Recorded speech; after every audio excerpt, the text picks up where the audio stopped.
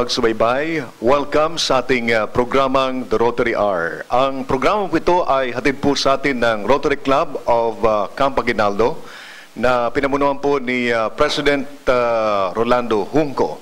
At tayo po ay napapakinggan sa DWDD Armed Forces Radio every Friday from 12 to 1 p.m. At sa cable television station naman ho ay sa Batangas, Channel 6 and Channel 73. Mga kaibigan, ako po si Lieutenant Colonel Jenner Zamudio at tayo po mag-isama sa isang oras na palatuntunan. Napakarami po ang ating guest sa ating programa ngayon, pero ito ho ay maganda rin ho sapagkat ang ibig sabihin po nito ay marami din ho tayong pag-uusapan na ito po ay makakatulong po sa ating mga kabayan. So, bago ko po ipakilala ang ating mga panauhin sa araw na ito, ay nais ko muna pong introduce ang ating mga kasamahan sa Rotary Club of Camp Aguinaldo. Dito po si immediate past President Adel Corpus. Palakpakan po natin siya. Dito rin po si Nicole Corpus. Siya po ang District Secretary and District Rotaract Representative po ng 3780. Diyan din po si Club Secretary Badet Pineda. At ang aking kasamaan po sa Public Affairs Division, si Professor Estelita Bautista. Yan po ay professor po sa St. Benilde Salasala. At galing po sa media ay kasama ko po si Colonel Rico. Yan po ay dating spokesperson ng Eastern Mindanao Command sa Davao. At nandiyan din po si Lian Gamido. Siya po ay columnist po ng Saksi at saka ng Bomba at siya po ay announcer din po sa DWDD.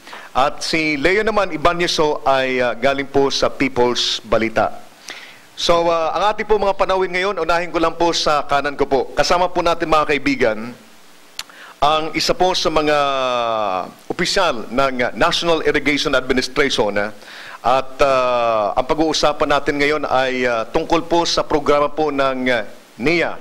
Sapagkat alam niyo po yung National Irrigation Administration po ngayon ay napaka-importante pong sangay ng ating pamahalaan sapagkat kung inyo pong napapakinggan yung tinatawag pong Food Self-Sufficiency Map o Roadmap ng Department of Agriculture na kung saan dito ho, by 2013, ang plano po ng ating pamahalaan ay hinto na yung ating importation ng bigas.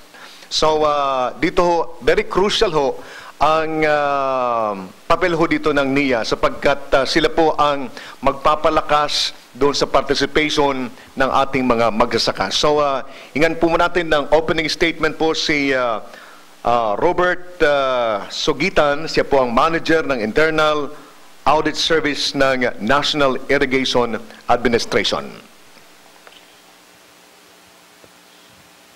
Pwede niyo pong iyon ito. Magandang hapon po sa ating lahat, lalong-lalo na po sa Rotary, mga officials ng Rotary Club of Camp Aguinaldo.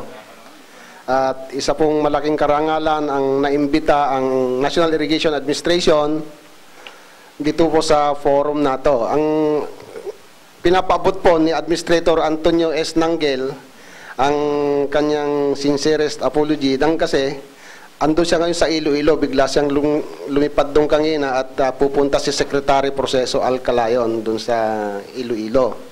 So ako po naatasang mag-pinch hit sa kanya para ipaliwanag po yung mga programa ng NIA. Thank you very much. Administrator na ba? Manager. Manager ang tawag po sa inyo. Pero coming na ho yan.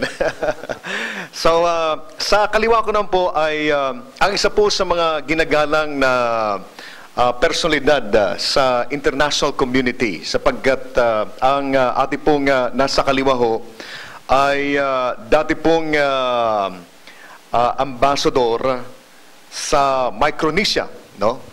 At siya din po ang humahawak nitong, siguro napapakinggan niyo na po itong Peace Prize.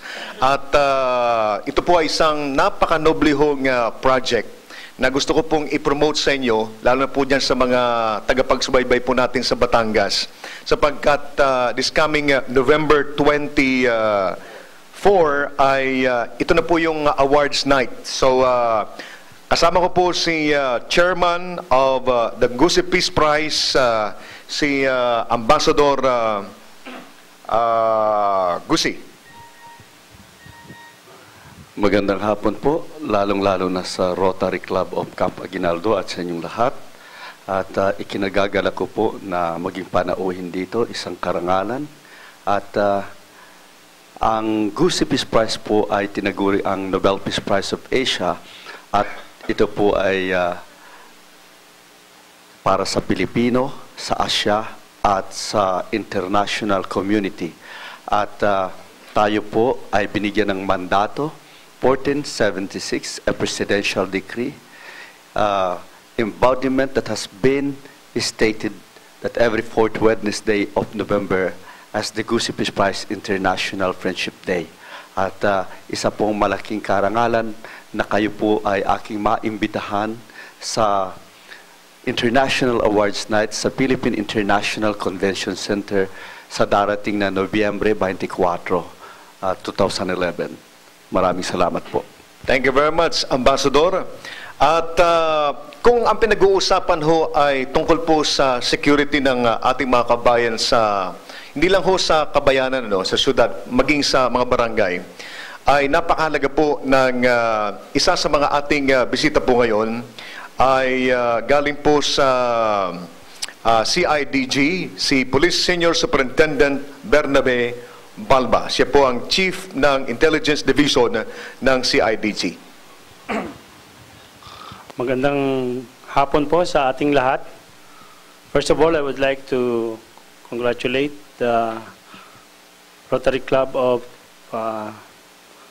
Camp Aguinaldo for having this kind of program to inform our community about their projects through their respective guests. I'm here, I'm Police Senior Superintendent Balba. I'm the Chief of the Intelligence Division of the Criminal Investigation and Detection Group. I am here to discuss to you some of the important projects that we had in Criminal Investigation and Detection Group. Lately, we are asking the support of our community to help us in the solution of crimes. As you all know, the Criminal Investigation and Detection Group is the prime investigative arm of the Philippine National Police in the investigation of major and sensational crimes and our fight against organized crime groups. So, meron tayong 1 hour dito to discuss everything about the respective positions of our guests. Thank you and good morning. Galing naman po sa Department of Environment and Natural Resources, particularmente po sa Water Quality Management Section ng Pollution Control Division. Ito yung tinatawag pong AMB-NCR sa DNR, si Engineer Wilma Uyako. Pakiba ko po. Magandang hapon po. Ako po yung nautusan, kasama po ang aking kasamang si Buddy Bolivar. Nautusan po ng aming Regional Director, si Director Bobby Shin, kasi po siya po ay nasa Boracay ngayon. May isa pong mas naunang kaparehong importante na appointment. So, hindi po siya makakadalo. Sisikapin namin na maiparating sa inyo ang mga bagay-bagay tungkol sa programa ng ating Secretary Ramon Pahe tungkol po sa paglilinis ng mga estero hanggang doon sa paglilinis ng Manila Bay. Maraming salamat po. Thank you very much. Alam niyo po mga kaibigan, ay napakahalaga po ng kanilang participation ngayon sapagkat kayo po sa opisina po ng Deputy Chief of Staff for Civil Military Operations, ay kayo po yung nagpapatakbo ng nag-supervise ng programa ng Civil Military Operation Activities ng buong AFP. At dito po sa pag-uusap na ito ay maaaring makapulot po kami ng magandang programa na pwede hong sakyan ng ating mga kasundaluhan sa kanayunan, particularmente po itong project po ng National Irrigation Administration, sapagkat karamihan po sa ating mga sundalo, ang kanilang palaging nakakausap ay yung mga farmers.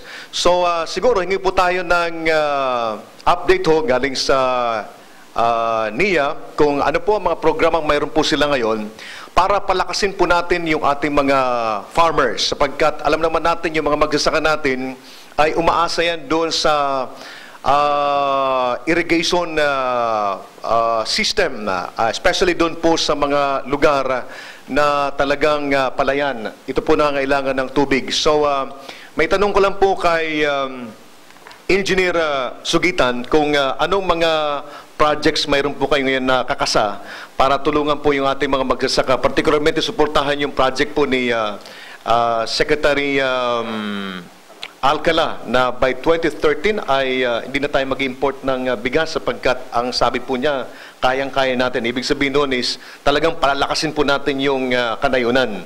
At isa po dyan yung inyong mga proyekto sa National Irrigation Administration.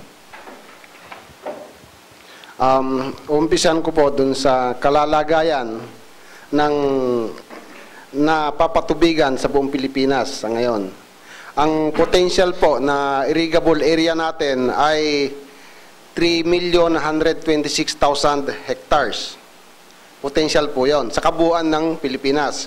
Yung pong mapapatubigan na yon, for clarification, ay yung merong 3% slope or mas mababa pa. Pagtaas doon, hindi na po kayang lagyan ng facilities. Sa ngayon po, ang nade-develop na or may irrigation served areas, kasama ron yung national irrigation systems, mga komunal at saka yung mga private, ano pa lang po, 49% of the potential area or translated into figures, 1,542,000 hectares pa lang. So meron pa pong remaining area na 1,584,000 hectares or that is 51% dun sa potential, yung pwedeng mga arable lands. Neto pong itong 2011, marami na hong naiprograma ngayon all over the Philippines, maraming mga small projects, kasi ang focus ngayon yung mga small farmers, mabigyan ng irrigation service yung kanilang malupain. At sa 2011 po, nakaprograma kami ng new areas, yung wala pang pasilidad, hindi pa nakakatikim ng irigasyon, 34,400 hectares. At magre-restore din ng 44,415 hectares. Yung pong i-restore pong mga lugar na yon, yung meron na pong facilities nung araw na nangasira, hindi na po nagagamit ngayon. At magre-rehab din po ng 129,000 hectares. Yung meron na hong facilities pero yung kasalukuyan nilang estado, hindi kayang ibigay yung dapat dumaloy na tubig. Incapacitated, kumbaga, 2011. Sa yung 2011, ang pondo po na nakalaan dyan ay 14.17 billion. 14.17 billion po. Sa 2012 naman, medyo nilakihan na namin yung targets namin. Ang magiging new areas, commitment na yan, ay 81,170 hectares. At magre-restore din ng 53,870 hectares at rehabilitation area of 88,580 hectares. At ang inilaan pong pondo under the national, yung NEP, National Expenditure Program ng Presidente ay 26.8 billion. Yung po talaga pong ini-earmark para sa irigasyon lang. Para ma-attain yung mga targets. Hanggang sa 2016 po, ang target namin, kasi 5-year period to, sa 2016 dapat makapag-generate na kami ng new areas ng 234,740 hectares. At makakapag-restore ng 139,730 hectares at rehabilitation area of 104,000 hectares. We are eyeing an allocation of 80 billion for the total program. 80 billion po. Hanggang sa Batanes po, meron na ring ila-launch na project sa Batanes. Kasi alam naman natin, sa Batanes, medyo hirap sila sa production ng palay na naobligang nag-import pa from the main islands. Kaya isa po yung Batanes sa target. And even Tawi-Tawi. So, thank you very much. Kukunin ko muna yung mga program nila, tapos mamaya, bibigyan ko ng pagkakataon yung ibang mga attendees dito na magtanong sa ating mga resource person. So, isang follow-up lang bago ko ibigay kay Ambassador Gusi. Ang pinag-uusapan natin yung rehabilitation, restoration ng mga irrigation system natin. But alam natin na ang talagang legitimate problem sa mga kanayunan ay yung pinagkukunan ng tubig. Kasi kahit na maayos natin yung irrigation, kung yung pinagmumulan ng tubig, yung source ay wala na, so wala ding saysay yung pagpapagawa natin ng napakaraming irrigation canals. So ano po ang strategy po dito ng inyong bureau para ito matugunan itong problemang ito na nararanasan ng ating mga farmers sa kanayunan? Meron ho kaming close coordination sa DNR doon sa protection ng watershed. Kasi kung papansinin po natin, marami ng mga denuded areas na part of the watershed ng malalaking dams. Kaya nagiging closely coordinated ang mga efforts namin sa DNR. Pati po yung excessive quarrying doon sa vicinity ng mga irrigation facilities, especially yung mga dams. Kino-coordinate din namin sa MGB. MGB pa po. Dahil nakakasira, nag-i-induce ng pagkasira doon sa mga facilities. Doon sa mga areas naman na hindi covered ng mga run-of-the-river type na irrigation or yung may sariling source na ilog, naglalagay po ng mga bomba. Isang magandang example po doon sa ganong efforts ng irrigation doon sa rice terraces areas. Naglalagay ng mga tubes doon, hina-harness yung mga creeks, yung mga runoff para magamit sa irigasyon. Thank you very much po. Kay Ambassador Gusi, Sir, napapakinggan namin yung project nyo na napakaganda ho. At gusto lang siguro malaman ng ating mga nakikinig ngayon at ang ating mga televiewers kung paano ito nagsimula itong project nyo ho at paano nyo po ito nasusustain. And then baka pwede nyo po kami bigyan ng counting background. Paano nyo ginagawa ang seleksyon para doon sa mga awardees ninyo? Paano po sila nag-qualify doon sa awarding na ginagawa ng inyong grupo? As the Gusi Peace Prize is known as a world foremost peace prize giving body today, as a chairman of the board, we have members of the board of committee in several countries, such as the United States of America, Europe, the Southeast Asia, East Asia, and Australia.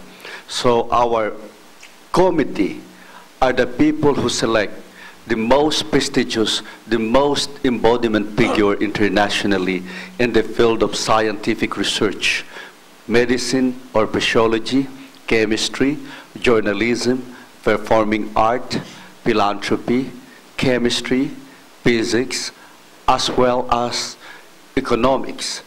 Therefore, by virtue of the Gusi Peace Prize as a member of the international peace process, they are talking in New York as well as in Hong Kong and in the Philippines to select the most qualified laureates every year. And therefore, the committee, the voting committee of 15 from different countries are the one who says that these are the right people in their country. And they should at least be nominated by any sector of society, universities, laws, as well as professors, former laureates, the military people from different countries, to name if they are achievers of or peacemaker. And therefore, we will conclude every October who are the final laureates, and we will be going to have at least 15 to 19 laureates from different countries every year. So, ito pong Gusi Peace Prize ay napakalaki ng naiitulong sa bansang Pilipinas through tourism and economics, as well as by meeting the peace process, the work of peace between the East and into the West. Napakahirap pong gawain ito sapagkat hindi madaling mag-convince ng mga head of states, ng mga scientists, ng mga importanteng achievers and peacemaker sa buong daigdig para pumunta sa Pilipinas, lalong-lalo na nagkakaroon paminsan-minsan ng kaguluhan ang ating bansa. Subalit, sa 59 anyos na pagiging philanthropic and humanitarian foundation ay ngayon ay magiging ikasampu na sa Pilipinas. The 10th annual rites of giving and recognizing people from different parts of the world. At ito ay sa Pilipinas. At kaya ito nasasabi ng buong daigdig na the peace must begin in the Far East, where the Gusi Peace Prize have started this. Napakalaki pong katungkulan o ginagampanan ng Gusi Peace Prize upang tayo magkabuklod-buklod, hindi lang sa Asia, sa Europa at sa Amerika. Ang katunayan po, kung sa Europe ay mayroong Nobel Peace Prize, dito sa Asia ay mayroong Gusi Peace Prize. At ito po ay sinusuportahan ng Nobel Peace Prize.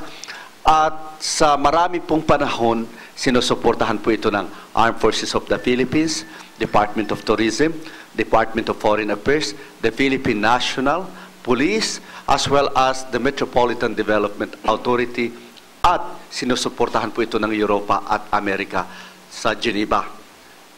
Kaya po tuloy-tuloy ang Gusi Peace Prize. Thank you very much po.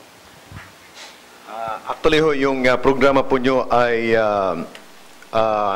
is complementing actually the program of the AAP, yung aming bayanihan. Because isa sa mga panawagan doon ay yung pag-usulong ng kapayapaan. So, sa CIDG, napakalaki po ng papel na ginagampanan nila, especially during the assumption of new chief of the Philippine National Police, wherein isa sa mga pronouncement niya ay yung pagtutok sa kriminalidad at identified yung dalawang areas na dapat pagtuunan ng pansin ng CIDG. Yung paglaban sa wetting, isa yun sa mga binanggit ni new Chief PNP Serrano. And then the second one is yung sa anti-carnapping campaign natin. At siguro meron nang ilalahad na mga programa si General Pagdilaw tungkol sa bagay na ito, dahil sa alam ko noon pa dito na nakatutok si General Pagdilaw, at pag ngayon ay nakita natin yung kabuuan ng programa ng CIDG, siguro makakita ng ating mga kabayan, ng ating mga nakikinig ngayon at saka ng ating mga televiewers kung saan sila pwedeng tumulong sa programa po ng CIDG. So, pwede ba, sir, na i-report natin sa ating mga nakikinig ngayon ang programa, strategy po ng CIDG para i-accomplish yung mission na binigay po sa inyo ng bagong chief ng PNP? Magandang hapon po ulit sa ating lahat. Actually po, tama po yung sabi ni sir na mayroong pronouncement ng ating chief PNP na to go against organized crime groups, and one of them is carnapping, kidnap for ransom, and among others. And the other one is the illegal gambling. So, sa amin po sa CIDG, meron po kaming kasama po yan sa 4-point agenda ng CIDG.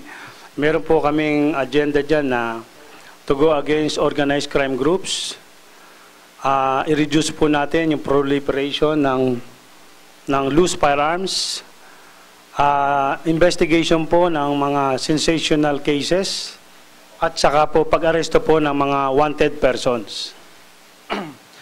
At pag-upo po ng aming director, Police Director Attorney Samuel Pagdilaw Jr., who happens to be also a member of the Rotary, nagtayo po siya ng isang project, nag-conceptualize po siya ng isang project na ngayon po ay aming nang isinasakatuparan upang humingi po ng support sa ating community upang may pagpatuloy ng maayos ang pagganap namin sa tungkulin na ito. Ang tawag po namin sa project na ito ay tinatawag namin CIS, or the Community Investigative Support. Alam naman po natin na ang trabaho ng CIDG ay mag-imbestiga ng malalaking krimen at maging instrumento ng PNP against organized crime groups. Alam din po natin na ang crime ngayon ay hitting left and right, as if they have the the power na mag-conduct ng mga ganitong crime, especially on organized crime groups. So dahil po dito, kinakailangan po natin ang support ng ating community. Kasi po sa maintenance of peace and order, we believe that this is not the sole responsibility of the AFP or even the PNP, but this is a reciprocal concept, or this is a joint effort between the community and our law enforcement agency. So dahil po dito, nagkaroon po kami ng project na tinatawag na Community Investigative Support, or CIS. Ano po ba ito? Ito po ay grupo ng mga volunteers coming from the community who are willing to share their time, their effort, their resources, or even their professional expertise para po sa ating members ng CIDG. Basic lang po ang kanilang function. Ang function po nila ay tulungan kami sa pag-gather ng information to go against organized crime groups and other crimes, at sa pag-solve ng crime by giving us mga leads. Kung mayroon silang alam, ibigay lang nila sa amin so that our investigators can follow that leads. Yun lang po ang kanilang gawain. At lately po, this is a nationwide project po ng Criminal Investigation Detection Group. We have 17 regions na meron po kaming mga regional officers, at meron din po kaming 81 provincial officers sa mga province, at sila po ang nag-i-spot ng possible members of this CIS, or the Community Investigative Support. So sa ngayon po, for the past 3 months na nag-launch po kami nito, nakapagpunta na po kami sa Mindanao, ganoon din po sa Visayas, at lately, last September po, nag-conduct po kami ng o-taking nila dito sa Camp Crame. From doong mga CIS from regions 3 and 4 and the National Capital Region. At meron na pong feedback coming from other regions na malaki po ang naitutulong sa amin, especially sa CIDG. Alam po naman natin na ang napakakonti po ang number namin compared to the task that is ahead of us. So, ito po, sila po ang kulang kami sa tao, kulang din kami sa resources. So, sila po ang nagiging katulong namin upang kami dumami. Sila nga po ang aming tinatawag na force multipliers. At napakalaki po ng tulong sa amin itong Community Investigative Support na project sa amin sa Criminal Investigation and Detection Group. Thank you very much, sir. Sa Department of Environment and Natural Resources, kasi sa ngayon nakita namin na maganda yung programa ninyo sa paglilinis ng mga river dito sa Metro Manila At nakikita namin na maski yung mga schools ay nagpa-participate na rin. At napakarami yung mga foundation na talagang nasa frontline sa spearhead ng mga projects na lilinis doon sa mga esteros natin. Baka pwedeng ma-share natin sa ating mga nakikinig ngayon kung ano pa yung mga detalye ng mga projects na ito at paano pa ang pinaplano yung mga activities para ma-enhance ito at mas lalong maging maayos yung programa natin sa paglilinis ng ating mga esteros at mga rivers dito sa Metro Manila at ibang panig ng ating bansa.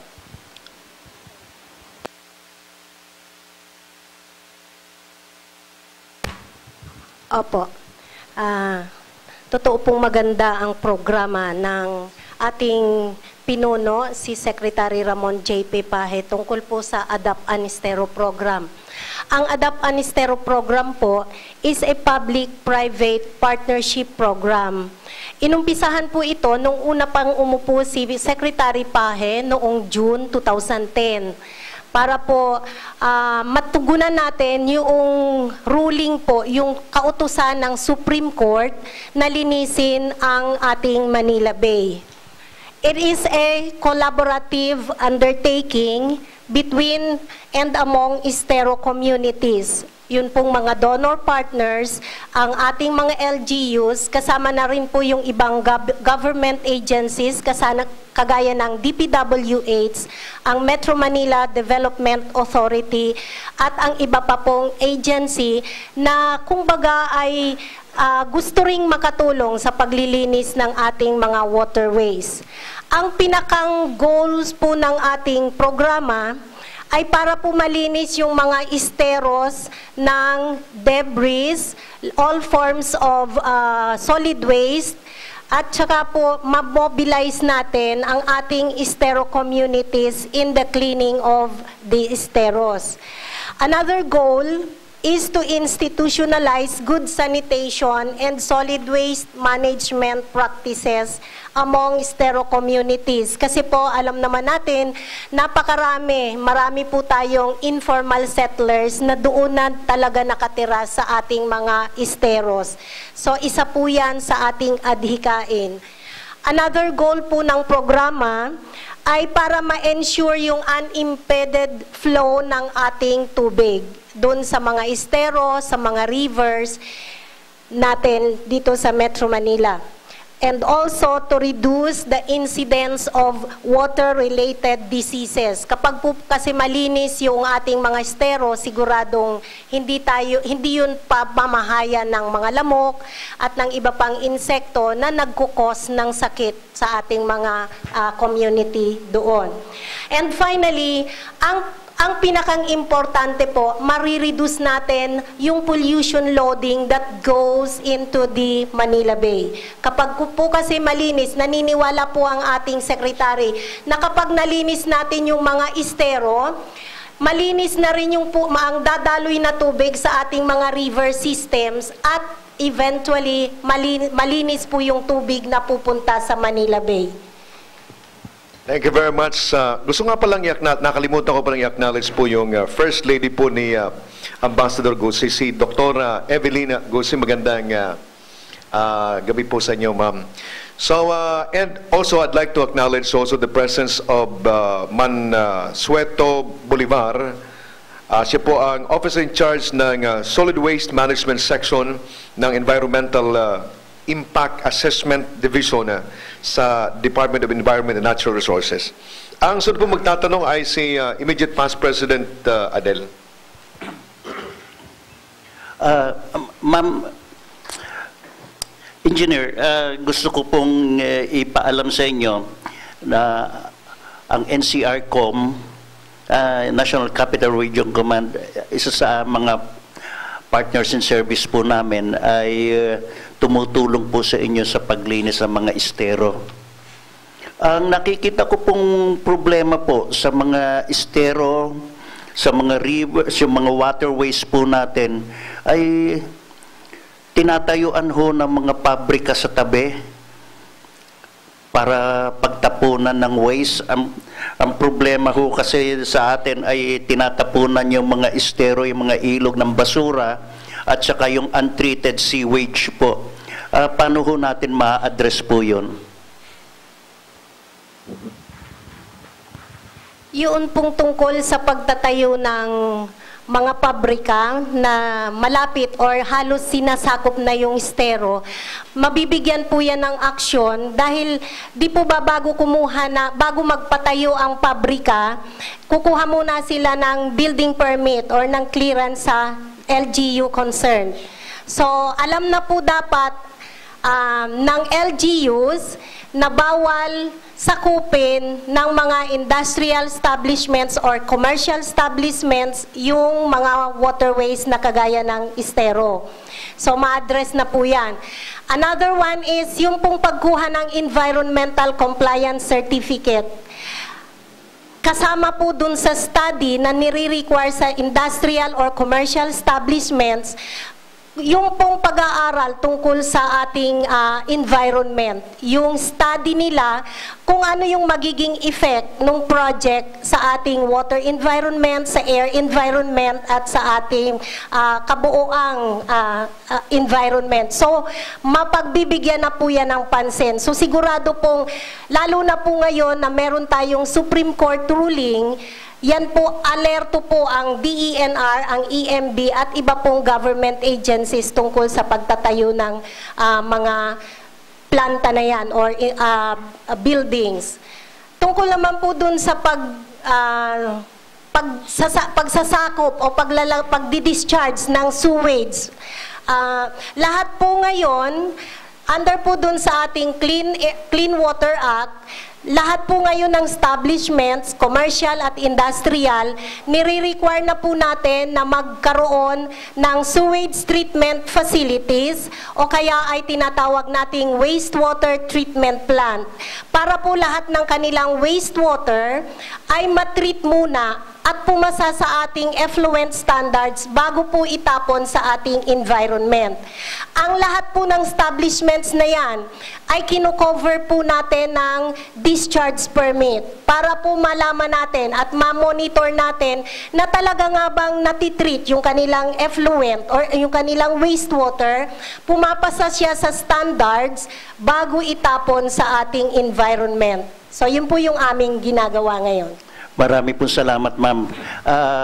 Next question, ma'am. Do you have enough personnel to supervise this?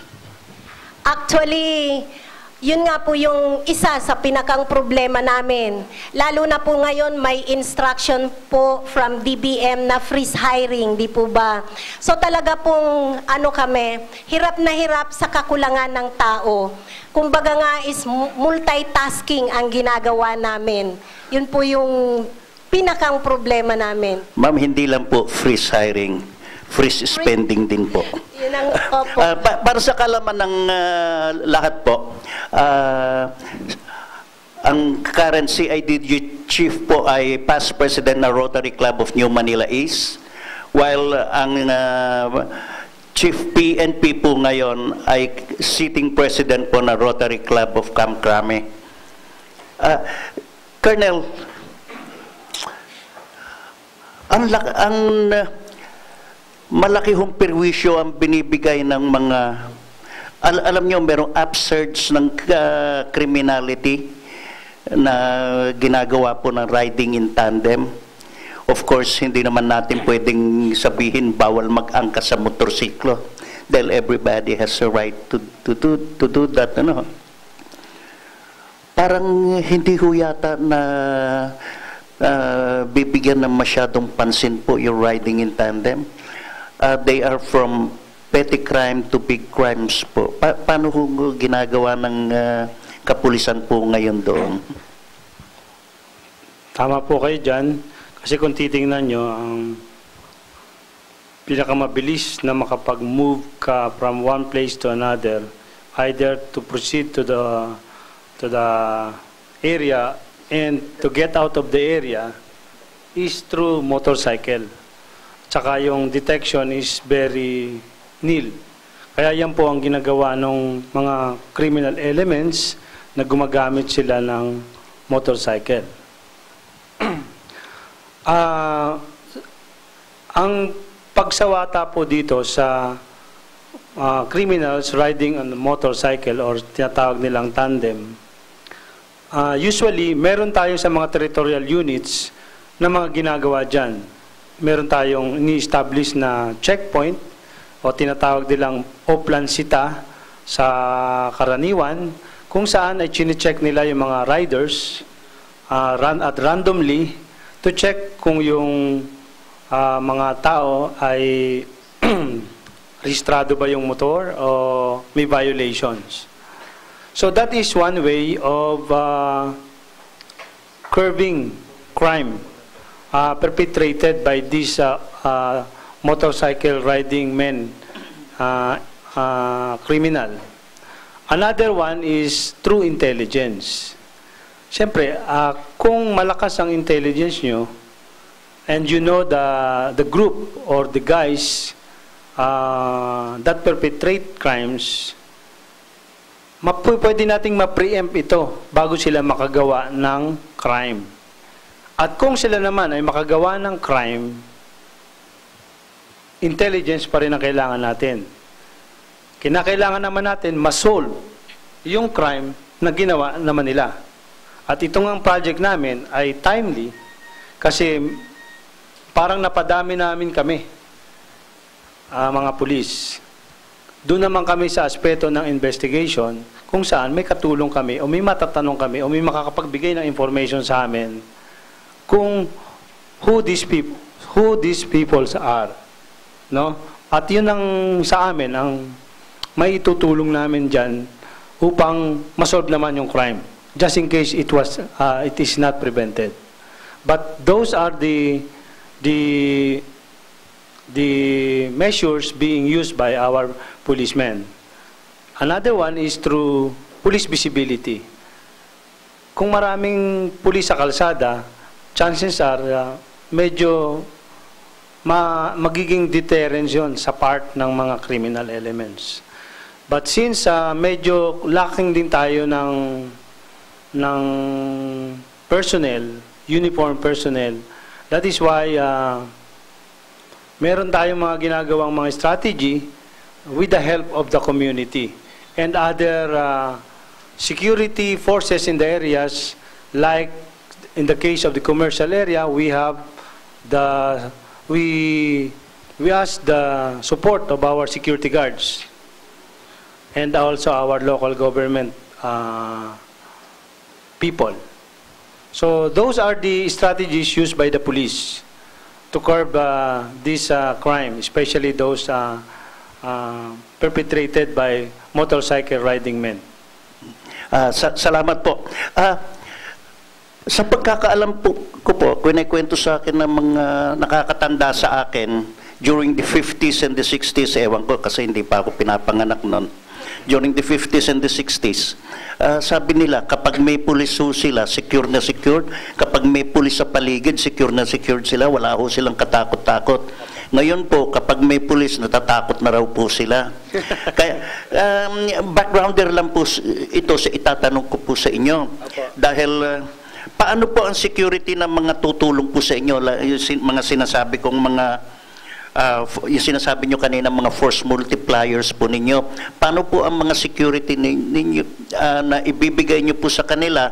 Dahil sa pagkakaalam ko at pagkakaintindi ko po, bawat unit ho yata ng pulis ngayon may mga bad exit. Baka mamaya, katulad pag nagsumbong ako sa inyo, baka may isa ron si Adil ang nagsumbong yan. Puntahan natin. Baka ganun. Meron po tayong mga measures na tinuturo po sa kanila na they can do it secretly. Hindi naman po openly. Kasi unang-una, these people are volunteers. So, kinakailangan ng mga tao na to na protected din sila. At saka, tinuturuan din po namin sila kung paano sila mag-report na hindi sila ma-compromise. Salamat po. Pwede pa po bang isang katanungan kay Manager? Manager, kayo ho ba ay naniniwala na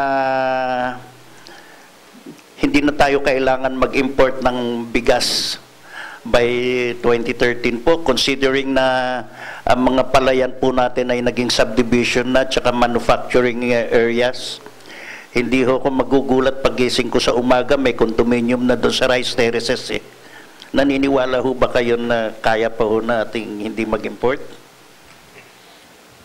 Ako po ay lubos na naniniwala na kaya natin hanggang 2013 kung matutupad po lahat yung mga programa ng NIA at saka programa ng iba't ibang sangay ng Department of Agriculture. Yun po. Dang kasi kung hindi magiging coordinated yung galaw namin at magkanya-kanyang kislot, baka hindi magtugma-tugma, hindi na ma-achieve yung mga lofty targets namin. Ngayon po, doon sa conversion, yung po ang nakakalungkot talaga na ang bilis ng mag-convert into residential, into industrial. Ganun po. Ang laki-laki po ng kabawasan, kaya tinitignan po namin sa NIA yung mga panibagong areas na mabibigyan namin ng facilities. At yung restoration, yung mga devastated areas na ngayon medyo nagdahop sa tubig, hindi masyadong naseserbisyuhan. Dahil po doon sa estado ng pagkasira ng mga fasilidades ng irigasyon. So, kailangan maglabas na ng pera, ano po? Ngayon, nung out of focus tayo sa camera kanina, nagkwekwentuhan kami ni manager dito Sabi ko, bakit kapag summer yung mga irrigation canals natutuyo? Hindi kaya magawan ng paraan na all year round may tubig, siguro pagtapon ng tubig doon sa mga reservoir, siguro kailangan yun siguro pinag-aaralan para buong taon ay tuloy-tuloy ang takbo ng tubig. Isa po sa trust namin ngayon, yung drainage reuse. Kung ano yung tatapon doon sa mga blessed areas, yung tinatapag po namin blessed areas, yung mga reservoir fed areas, na sigurado yung tubig nila all year round farming.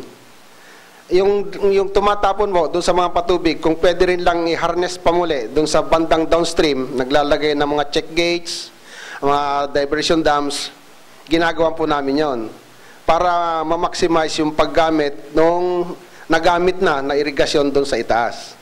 Kaparis yung binabanggit nyo kanina sa Zambales, talaga pong medyo nakakalungkot yung mangyari nung pinatubo, nung sumabog yung pinatubo at natabunan yung iba't ibang sistema natin sa patubig doon. Ngayon po, unti-unti kaming nagre-restore doon sa lugar na yun at marami pong program ngayon ng ila-launch para doon sa recovery ng mga lost areas, para yung target natin sa rice self-sufficiency ay matugunan. Maraming salamat po. Thank you very much, IPP. Ako naniniwala na yung target natin na 2013, kaya natin yan. Dahil one time naka-attend ako ng lecture galing po sa ating mga agriculturists. Identified nila na mayroon tayong 5 million hectares na idle. And sabi nila, kung tataasan lang natin yung level ng ating farming natin, ibig sabihin yung mga high-yield varieties ang matutunan ng mga farmers natin na yung kinakailangan natin production ay kaya natin i-hit. At sa ngayon is, alam ko nakatutok doon sa Secretary Alcala at nararamdaman yun ng mga farmers because last month, I had the opportunity to talk with some of the farmers from Camarines Sur na maganda, nararamdaman nila yung project ng Department of Agriculture.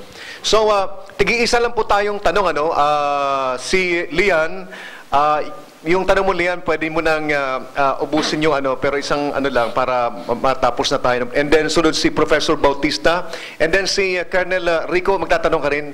And kayo, wala na si Leo. Okay, so, Lian, pakiabot naman yung microphone kay Lian. Ronald, makisuyo yung microphone, pakibigay kay Lian.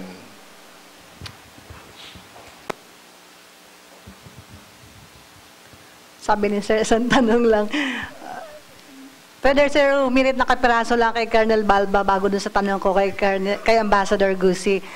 Kay Colonel Balba, una, Sir, close kami kay General Pagdilaw, no? Kasi kami rin ang minsan gumagawa sa mga, as a columnist dun sa tabloid, kami yung sumusuporta rin sa CIDG para gumagawa ng mga articles, no, para sa CIDG.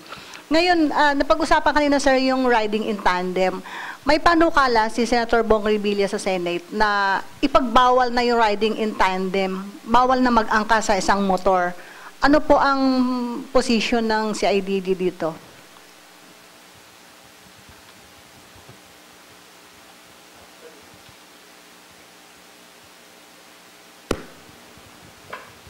Actually, wala pa kaming posisyon dyan. Pero siguro, kung ano na lang yung batas, di yun na lang ating sundin. So, we will go for the law. Pero, favorable po ba yun kaya sa kapulisan natin? Patuloy pa rin yung sasagawang checkpoint just in case na wala na yung riding in tandem? Mas favorable yun kasi isa lang yung tao, usually. Tsaka mas mahirap minsan gumawa ng crime. Okay. Kasi alam naman lang sa Pilipinas yung motorcycle, that is the vehicle of the masses Yan lang kasi ang afford nila. Kaya sometimes makakakita ka talaga dyan, talagang yung halos yung family nila, kasama rin dun sa motorsiklo. But kung in case na it will be implemented or by law or through implementation na magiging isa lang ang rider sa bawat motorsiklo, I think it would be favorable for law enforcement campaign against criminality, especially this riding in tandem. Okay, sir. Thank you, sir. Isang pasyal ako sa office mo para makakuha tayo ng mga and thank you for info. the Kay Ambassador Gusi, sabi niyo this coming November 24 ay International Awards Night. Paano po kayo, sir, nagkakaroon ng selection doon sa mga awardee? Paano po? Kasi sabi niyo, magkakasama na po ba yon sa international, sa lahat ng, sa buong mundo yon? Na halimbawa, sa isang bansa, isa roon, ganon, kasama ba yon?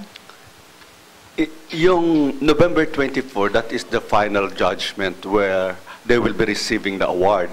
So, yung January, beginning by the first month of the year, meron kaming mga committee sa iba't ibang bansa at dito sa Pilipinas na magdidesisyon na kung sino ang hihirangin sa iba't ibang bansa. So, magkakaroon ng natatanging pagmi-meeting at meron kaming members of the International Institute na magsasabing ito ang karapat-dapat. Sa susunod nga na taon, ang Armed Forces of the Philippines mai-involve dito kung sino talaga ang karapat-dapat sa Pilipinas. Normally, napakahirap. Kaya may committee tayo bawat bansa. Yung end of September, at least first week of November, final na yon bago dumating yung November. May endorsement ba yun, sir? Or parang magkakaroon ng BI, background investigation? Merong background investigation, merong endorsement, and we have the Diplomatic International Corps na magdidesisyon. Nagkukunik kami sa iba't ibang embahada sa buong daigdig. At kung hindi karapat-dapat, talagang hindi mabibigyan ng award. So, nakikialam ang gobyerno natin, nakikialam ang international diplomatic community, as well as nakikialam din naman ang mga kapulisan at military. Let's say, for instance, yung presidente ng Equatorial Guinea ay ninominate ng African Committee. Pagdating dito, sinabi ko sa military, pwede bang investigahan nyo ito kung ito'y karapat-dapat si Obiang? Dahil nagpadala na rito ng mga ambasador nila at naghihingi na ng protocol na sa Malacanang Palace at sa DFA. So, balit pinaimbestigahan ko kila General David at kila General Ojeda. May committee kasi kami ng military. Ito ba, totoo ito? Karapat-dapat ba ito sa peace? So, balit, ang resulta ay siya pala ay nagko-control ng oil ng bansa at merong atrocities and killings. So, sinabi ko doon sa ambasador, pinatawag ako ng Department of Foreign Affairs, bumalik na kayo sa Africa at sinabi ng gobyerno rito, hindi dapat sapagkat malaki ang human rights violation. So, hindi basta-basta bibigyan ka ng peace prize na pandaigdigan sapagkat ito ay hindi lang makakasansala sa respeto ng bansa natin at ng pandaigdigang peace process. So, matindi talaga ang pagnonomini dito. Okay, sige. Thank you. Sir, isa na lang. Yung ating, ngayon, third runner-up, si Shamsi Supsup. Okay. Yung ating mga Miss Universe, nanonominate ba sa Gussie Peace Prize? Hindi. Kasi, anong nagawa mo as a beauty queen? Siguro kung ikaw ay si Irene Saez, na talagang yung humanitarian effort mo, nag-Miss Universe ito, si Irene Saez from Venezuela. Pero yung humanitarian effort niya, hinangaan sa Venezuela. We were able to nominate her. Pero meron siyang personal interest na pumasok bilang presidente ng Venezuela. So, dineclined namin ito. Let's say, for instance, last year, si Dr. Michael Nobel of the Nobel Peace Prize, binigyan ito ng Committee ng Europa at Amerika ng Nobel Peace Prize sapagkat ito na ang pinakamataas na binigyan ito ng Gussie Peace Prize sapagkat ito na ang pinakamataas na Peace Prize giving body in the world. Pumapangalawa ang Gussie Peace Prize. Sa Europe may Nobel Peace Prize, dito sa Asia may Gussie Peace Prize. Kaya bilang chairman of the board, ako ay tuwang-tuwa sapagkat meron tayo sa Asia na Gussie Peace Prize. And by the way nga pala, yung Gussie Peace Prize ay humihipo rin ng mga puso ng mga maralita at ito'y nagbibigay ng charity sa buong Pilipinas, malalaki taon-taon. Thank you very much, Lian. Ang sunod magtatanong si Professor Bautista ng St. Benilde Lasal at ng Philippine Women's University. Professor? Yes, sir. Good afternoon po. Kay Ambassador Gussie, kasi po, I'd like to know kung nai-inform po ang mga schools of international relations and diplomacy about the activities of the Gussie Peace Prize. Kasi po, malaking bagay din po na nai-inform natin sa mga profesor. Sa amin po kasi sina retired Ambassador Manalo, Rosario Manalo, and Ambassador Gonzales, and many others. Mukhang di ko naririnig sa College of St. Benil at saka sa Philippine Women's University both. Kasi at PWU, we had also Senator Helena Benitez, in her late 80s, na kung may mga ganito, I think the universities, the professors, and the students would like to also share some of their views or probably extend some support to your activity. Pero mukhang wala akong alam na informasyon po dito. Kay Colonel Samudio ko lang po narinig yan dito sa AFP. Okay po, sasagutin ko po. Maraming salamat po sa tanong ninyo. Alam po ng buong mga universidad, hindi lang sa Pilipinas, sa Asia at sa buong daigdig. Kaya lang nga po, like sinabi mo, PWU, as a matter of fact, sila po ang magdidirect nito ngayong taon, sila Jose Benitez. Ngayon, hindi po masyado namin pinapaalam kasi ang mga dumarating po, mga head of states, mga international luminaries. Kaya nga po, after the awards night, the following day, pinapaalis ko po kagad dito sa Pilipinas yan. Kasi po, kung yan ay mamatay dito o maaksidente, ito po ay suliranin ng bansa natin, hindi lang Gussie Peace Prize. Punong-puno po ang PICC tulad po last year, nung dumating sila Nobel, ng Nobel Peace Prize. Nag-i-expect lang po kami ng 4,000, 12,000 ang dumating. Nagkadubli-dubli po ang oras, sinabot kami ng 1:00 ng madaling araw. Alam niyo po sa PICC, pag lumampas kayo, bukod pa sa 1 milyon ninyong renta, sa isang gabi na yun, pag lumampas po kayo ng 1 oras, magbabayad kayo ng $1,400 equivalent. Kung kaya po, hindi na po kami talaga nag-iimbita kasi una-una ang security measure. Pangalawa po, kinukulang po sa pagkain dahil ang pagkain po, gratis ito, para lang po sa 4,000 people, ang darating po 12,000. Pero ang buong Pilipinas po, alam. Kasi hindi po ito bibigyan ng mandato na Presidential Proclamation 1476 kung hindi po ito alam ng mga universidad. Kaya lang po nga, nililimit po dahil sa security measure.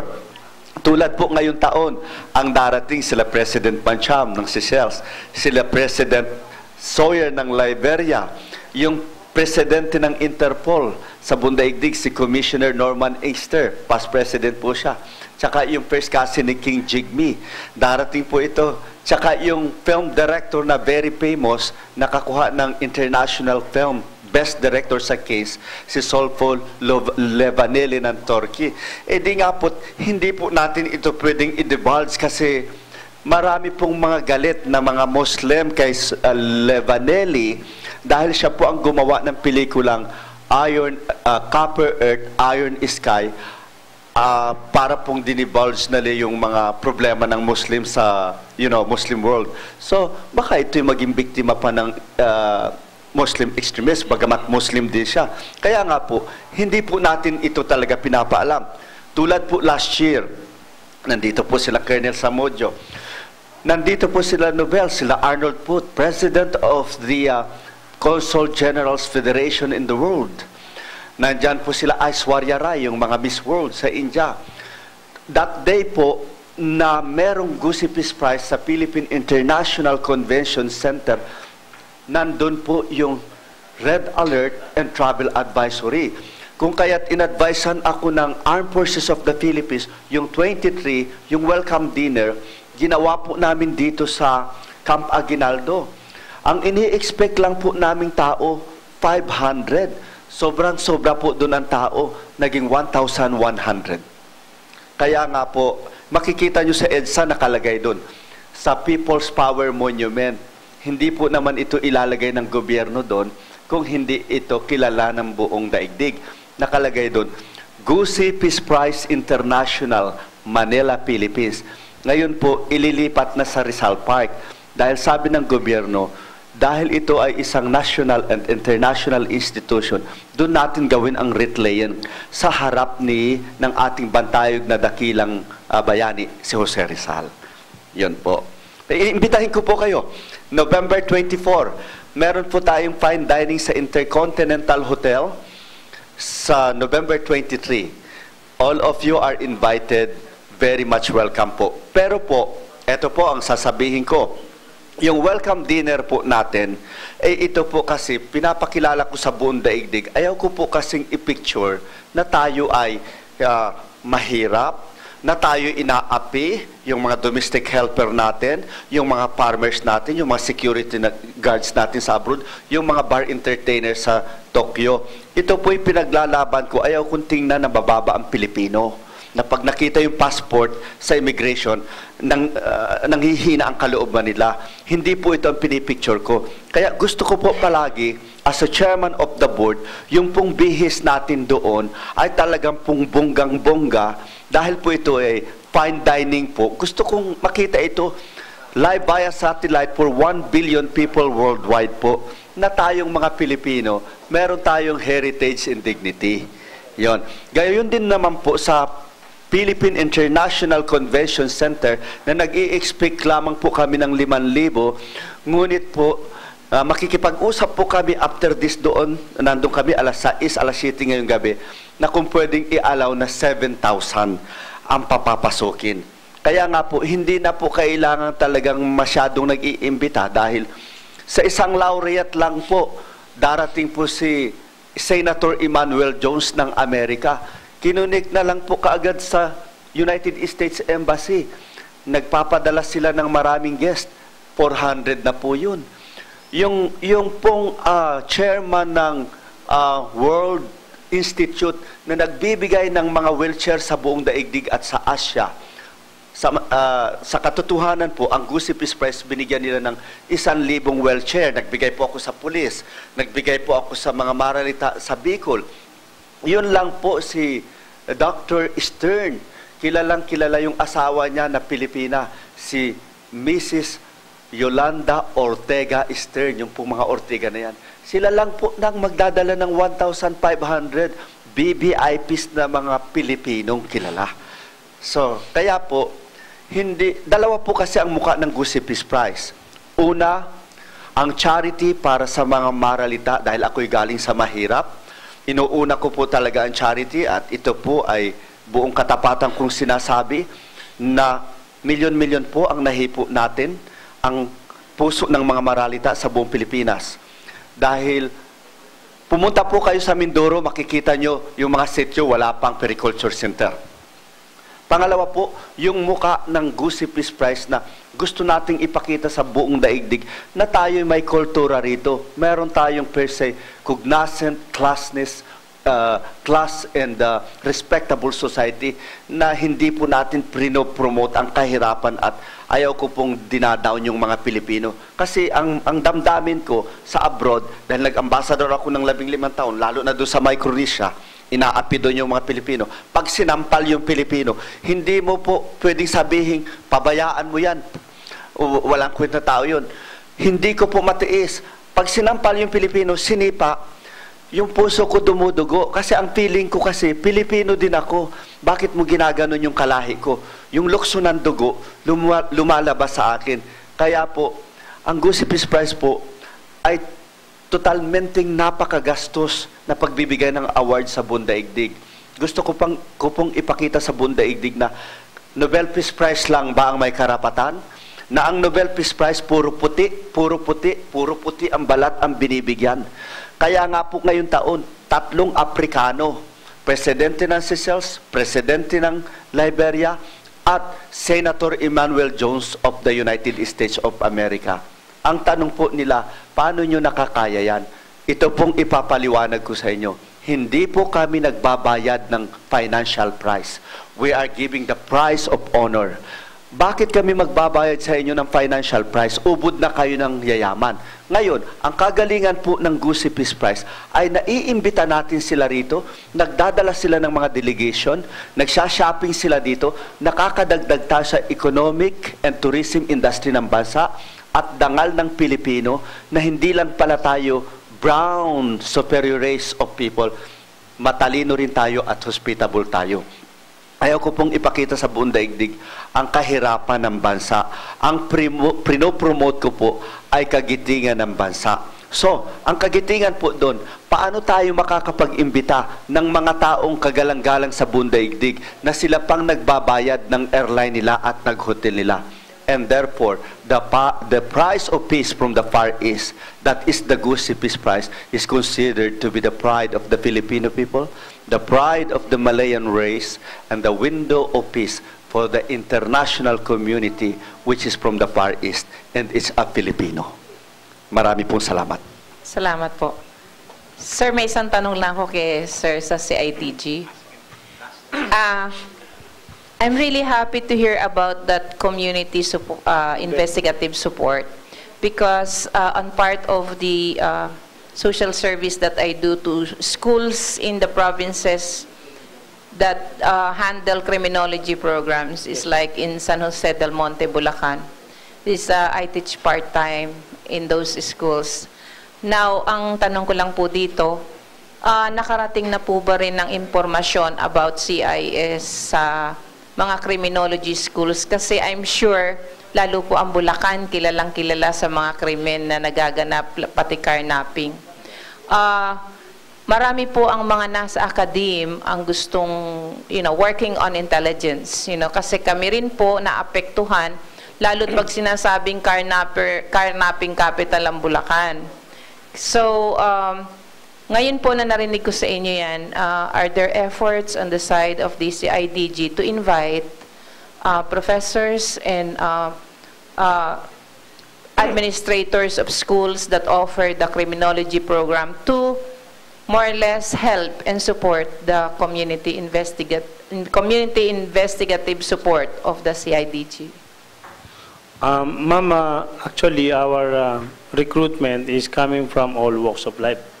Na who would want to be volunteer at dun po sa mga province na yan, meron po kami mga provincial officers na sila po ang mag-handle ng recruitment. Kasi po, tinitingnan din namin yung mga tao kung sila ba ay merong mga cases at tinitingnan namin kung meron kasi kami mga nire-require din na documentary requirements like the police clearance or the NBI.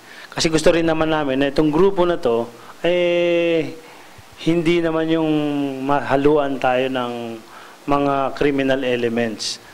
But thank you, ma'am, for your appreciation of the program, and I believe that we are going to that direction, ma'am. That we will encourage also the schools, especially the criminology program. I think meron din kayong mga OJTs na na kung sa amin. Actually, one of the director's dream also, or be included in the program, is to reach out really for these students of criminology para po dun sa aming mga other programs, like we have the Project AngelNet, kung saan meron pong programa ang CIDG to help not only the parents but also the children who are seemingly being victim of this internet. Kasi alam po naman natin yung internet minsan addictive, tapos meron tayong mga bata na nagiging victim sa internet. Yes, sir. Kaya ko po nasabi kasi ang dami-dami pong estudyante ang nasa criminology program coming from yan dyan sa area ng Novaliches, Yes. and then Bulacan. Napakadami po yan. Yan po ang most populated na program ngayon. Kaya nakikita ko na malaking bagay po kung matatap ninyo ang schools.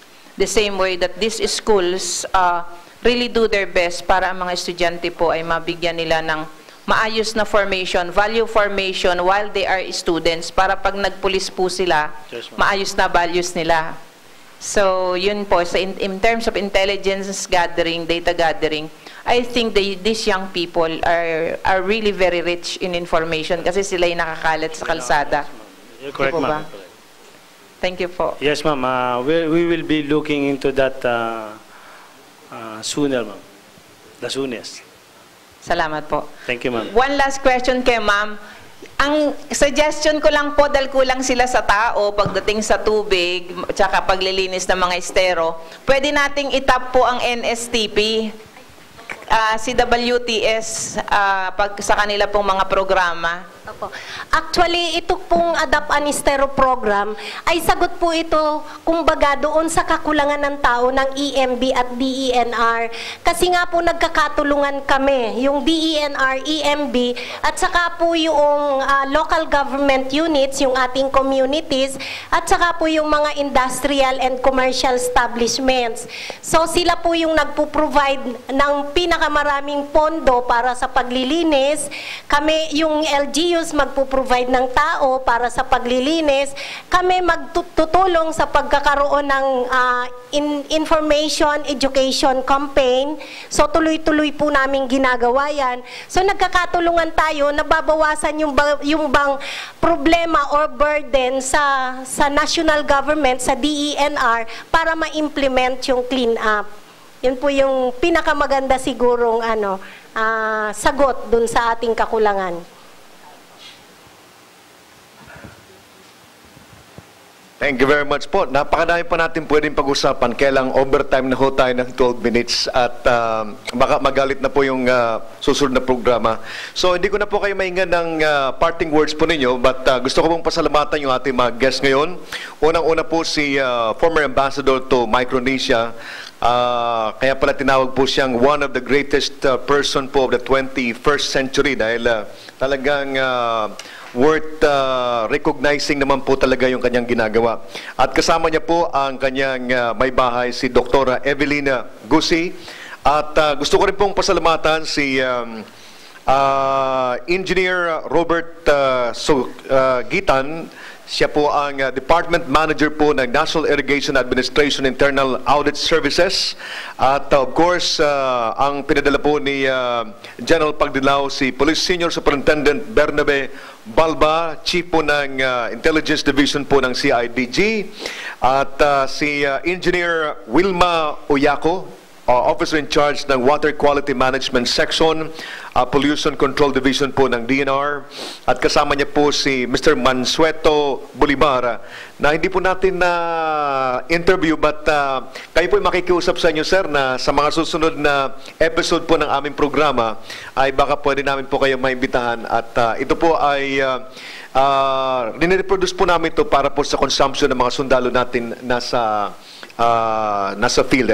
At of course, si Professor Bautista at si Nicole Corpus, si Badet Pineda, at ang ating pong technical, si Teresa, si Dan, si Ronald.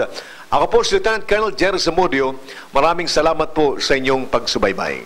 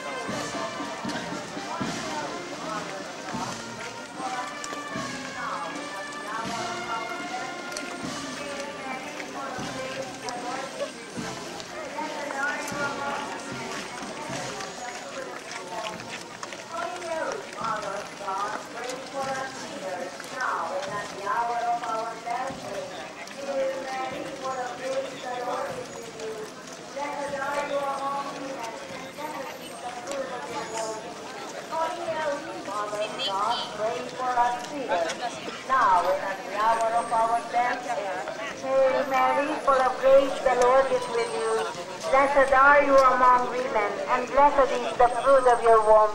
Holy Mary, Mother of God, pray for us sinners, now and at the hour of our death. Amen. Hail Mary, full of grace, the Lord is with you. Blessed are you among women, and blessed is the fruit of your womb, Jesus. Holy Mary, Mother of God, pray for us sinners, now and at the hour of our death. Amen.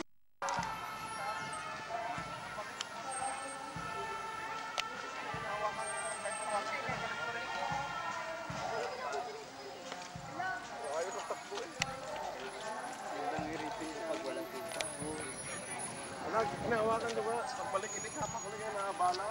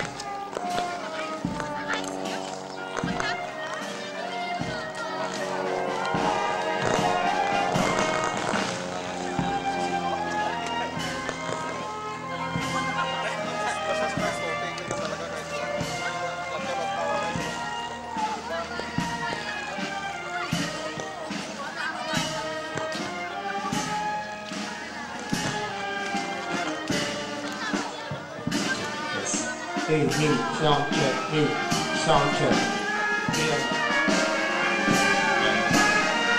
Check. Hey, sound check.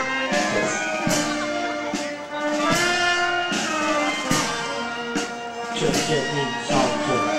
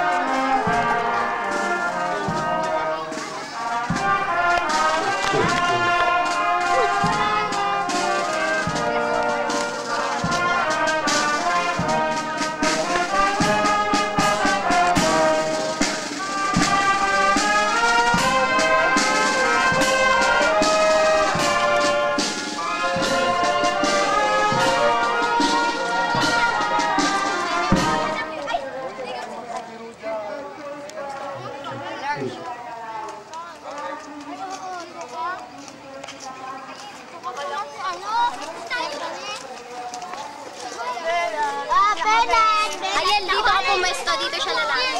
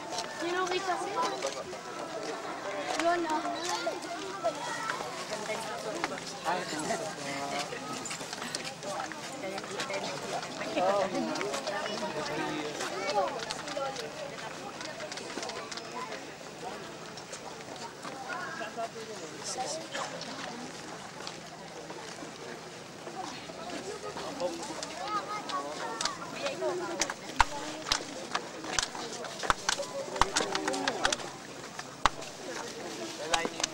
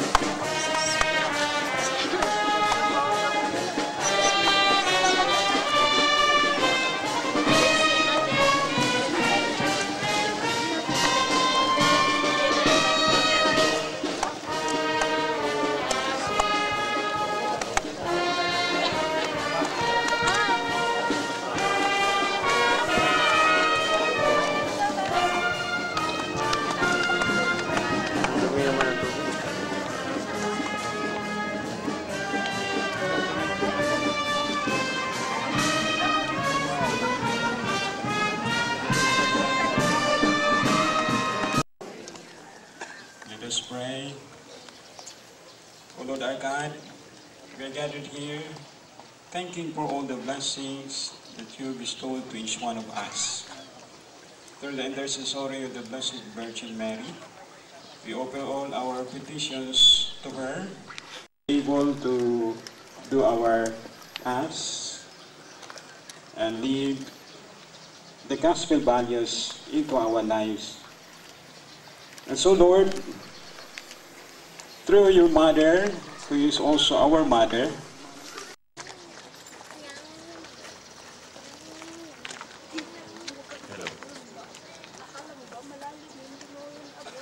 Lord, as we honored Virgin Mary, Our Lady of Peña Francia, we, the Fernando Airways community, ask that by the help of her prayers, we may come to share the fullness of your grace. May she guide us as we struggle to incarnate the gospel values in our lives. May she protect us from danger and freedom from sin, that we may come to the joy of your peace. In Mama Mary, we pray. Amen.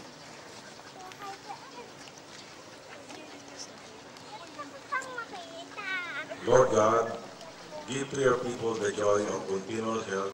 Come. In Mama Mary, we pray. Amen.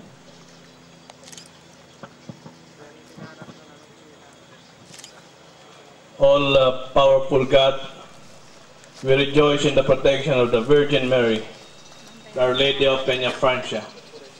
May the devotion of the AETC family to her not be mere lip service, but be our inspiration to be like her, who is faithful, humble, and loving. In Mama Mary, we pray. Amen.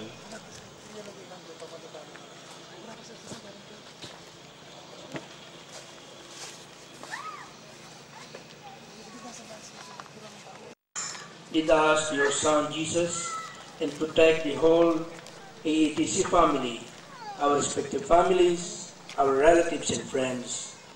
Intercede for your devotees, both the living and the dead, especially for those whom we are praying for this at this moment, and those whom we are most obliged to pray for.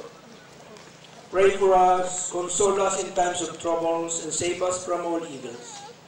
Protect us under your motherly care in the hours of peril, adversity, and afflictions. And with the hour of our death come, especially those who are sick and less fortunate than us. This we ask in this name. Always have the desire to teach, and may they always continue to serve and become a mentor. Keep us safe so that we may be able to deliver the training to our students with utmost excellence. Amen.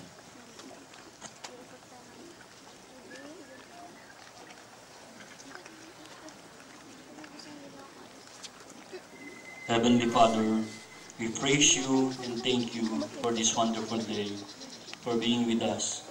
We thank you for all the blessings and guidance, for keeping us in good health, giving us wisdom and knowledge, and fulfilling our daily tasks, not only for being in the service, but also for being here in our country, of being a true Filipino. With a humble heart, we are asking that you would forgive us in any sins that we had committed against your holy name. We are asking that you would send upon your Holy Spirit for us to do our duty to our country and family, and our mission to conduct military pilot training to aviation students in order to qualify them as military pilots of the Philippine Air Force. We pray that you guide our instructor pilots as they continue to train our students, and our students to be mind alert and focused on their training. Heavenly Father, we thank you again for your love and protection, and we are claiming that you would hear us, you would hear our prayers with the intercession of Our Lady of Peña Francia, our Mother, with all the angels and saints. We ask this through your Holy Son, Jesus, together with the Holy Spirit, one God forever and ever. Amen.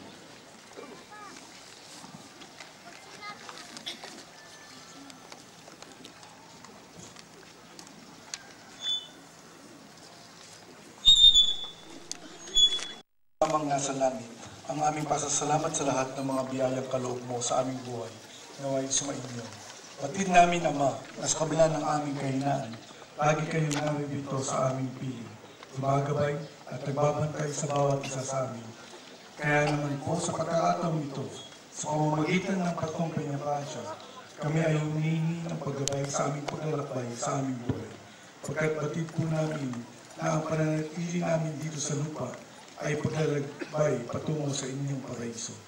Ipagkaloob nawa ng mahal na patron ng mga manlalakbay na ilayo kami sa anumang kapamakan. At huwag kaming maligaw upang matuntun namin ang tuwid na daan patungo sa iyong kaharian. Hinihiling po namin ito sa makapangyarihang pangalan ni Jesus na aming Panginoon magpakailanman. Amen.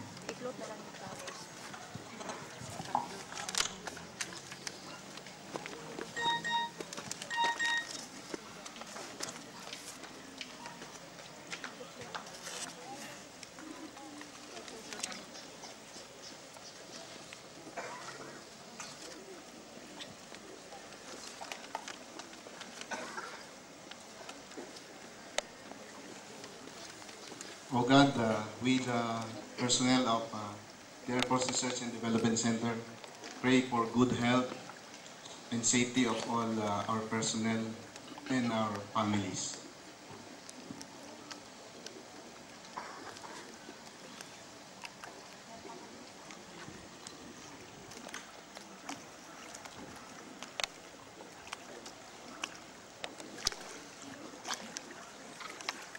For all the enlisted personnel of AATC, as well as their family, give us the strength, dedication, and commitment to serve God, country, and people, and continue to bless us, O loving Mother of Peña Francia. Amen.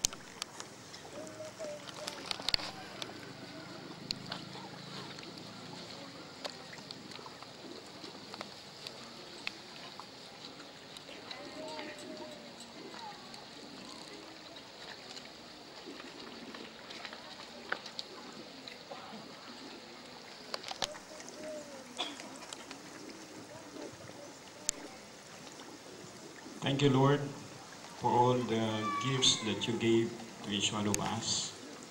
With this petition that we have, we heard through the intercessory of the Blessed Virgin Mary, so that we may attain the everlasting love and your lasting peace. All of this we ask through Christ our Lord. Amen.